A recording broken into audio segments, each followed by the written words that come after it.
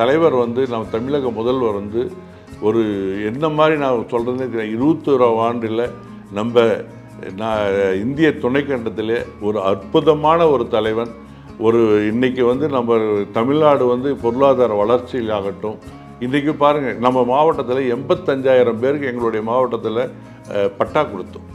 இது 5 ஆண்டுகள் யார் குடியிருந்தாங்களோ அவங்களுக்கெல்லாம் கடந்த 40 ஆண்டு காலமாக கொடுக்காத விஷயத்தை புதிய சட்டம் ஏற்றி 5 ஆண்டுகள் யார் அந்த பட்டா இல்லாத புறம்போக்கு நிலத்தில் வசிஞ்சிருந்தாங்களோ அவர்களுக்கெல்லாம் பட்டா கொடுங்க, வீடு கட்டி இருக்கிறவங்களுக்கு அப்படின்னு சொல்லி ஒரு திட்டத்தை கொண்டு எல்லாருக்குமே அதை கிடைக்கணும்னு சொல்லி அதை பண்ணி கொடுத்தாரு. எண்ணி பார்க்காத விஷயங்கள், கடந்த இத்தனை ஆண்டு காலமாக யாரும் எண்ணி பார்க்காத விஷயங்கள்.